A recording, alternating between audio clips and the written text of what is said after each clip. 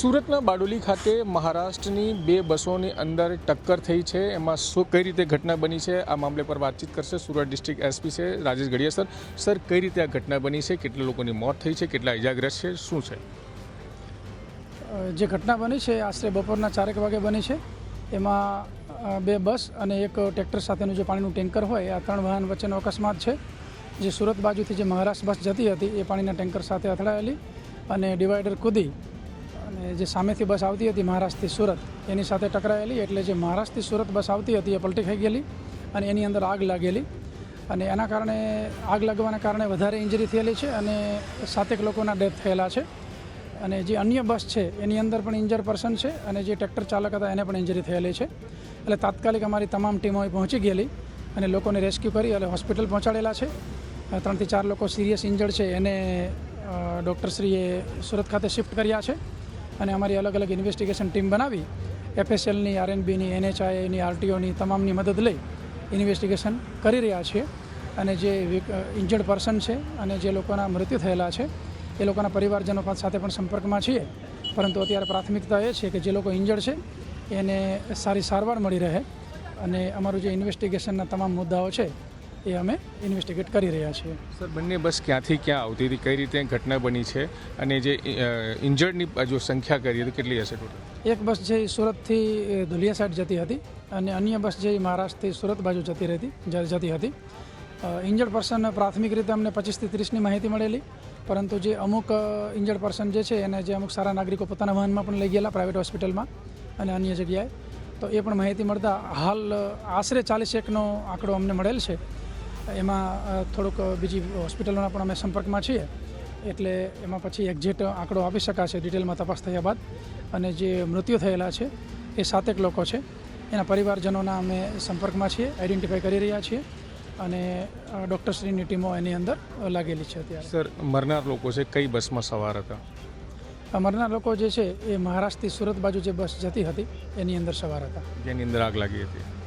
બંને બસ ચાલકો, બસ જે ડ્રાઈવરો છે એ સેફ છે, કંઈ જાણવા મળ્યું છે કે? જે મહારાષ્ટ્રથી સુરત જતી હતી એ બસના ડ્રાઈવરનું ડેથ થયેલ છે એવા માહિતી મળેલી છે, છતાં અમે ડૉક્ટર જોડે વિગતે ચર્ચા કરશું ત્યારબાદ જ ચોક્કસ પ્રકારની માહિતી જે છે એ આપી શકાશે, પરંતુ પ્રાથમિક રીતે એવું જાણવા મળ્યું છે કે એ બસના ડ્રાઈવરનું ડેથ થયેલું છે અને સામેની બસના ડ્રાઈવરને ગંભીર ઇજા થયેલી છે।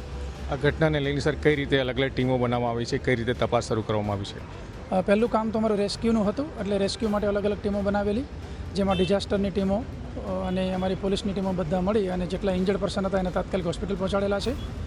એ સિવાય જે લોકો મૃત પર્સન્સ છે એ લોકોને પણ પહોંચાડેલા છે અને પરિવારજનો અને ખાસ જે ઇન્વેસ્ટિગેશનનું કામ છે એની માટે અલગ અલગ ટીમ બનાવેલી છે, કારણ કે બહુ ગંભીર ઘટના છે, એટલે અલગ અલગ મુદ્દાઓ પર તપાસ સારી રીતે થાય અને પરિવારજનોના સંપર્ક થાય અને પરિવારજનોને કોઈપણ પ્રકારની તકલીફ ન પડે એ પ્રકારની વ્યવસ્થા ઊભી કરવામાં આવેલી છે।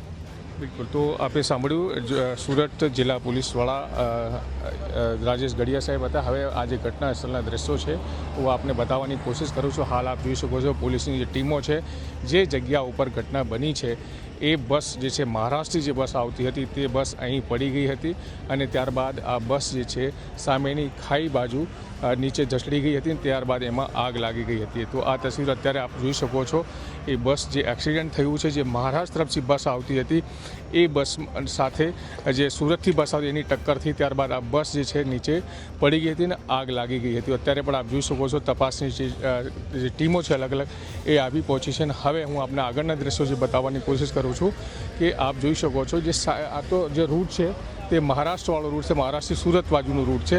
હવે સામેની સાઈડમાં જે સુરતથી બસ આવતી હતી તે બસ સામે જે પાણીનો ટેન્કર આવતો હતો એની સાથે પહેલાં ટક્કર થઈ હતી અને ત્યારબાદ જે સુરતથી જે બસ મહારાષ્ટ્ર તરફ જતી હતી તો એ બસનું આ જે પાણીનું ટેન્કર આપ જોઈ શકો છો, પાણીના ટેન્કર સાથે એની ટક્કર થઈ હતી। આ જે ટ્રેક્ટર છે આપ જોઈ શકો છો, પાણીનું જે ટેન્કર છે એ જોઈ શકો છો। તો સૌથી પહેલાં જે સુરતથી જે બસ મહારાષ્ટ્ર તરફ જતી હતી તો આ ટ્રેક્ટર ટ્રોલી સાથે અથડાઈ હતી, તો આ આપ જોઈ શકો છો। તો આની સાથે જ્યારે ટક્કર થાય છે ત્યારબાદ જે સુરતથી મહારાષ્ટ્ર તરફ બસ જાય છે એનું બેલેન્સ બગડે છે અને એ બસ સીધી ડ્રાઈવર જે ડિવાઈડર છે કૂદીને સામેની સાઈડમાં બસ પહોંચી જાય છે। આ જે આપ ડિવાઈડર જોઈ શકો છો, તો આ ડિવાઈડરની હાઇટ જે છે ખૂબ ઊંચી છે તો સીધું બેલેન્સ બગડે છે ને એ બસ જે છે સીધી જે મહારાષ્ટ્ર તરફથી જે બસ આવતી હતી એની સાથે ટક્કર થાય છે. તો આ તસવીરો આપ જોઈ શકો છો કે કઈ રીતે સુરતમાં આ જે ઘટના બની છે. આ ઘટનામાં મહારાષ્ટ્રની જે 2 સરકારી બસો હતી એમાં બંને વચ્ચે એક્સિડન્ટ થાય છે. એક બસમાં આગ લાગી જાય છે અને આગ લાગવાથી એ બસમાં જે સવાર લોકો હતા, એમાં જે ડ્રાઈવર છે, કુલે હાલ સુધી 7 જેટલા લોકોની મોત થઈ ચૂકી છે અને 40 જેટલા લોકો ઇન્જર્ડ થયા છે. તમામને અલગ અલગ હોસ્પિટલ ખસેડવામાં આવ્યા છે.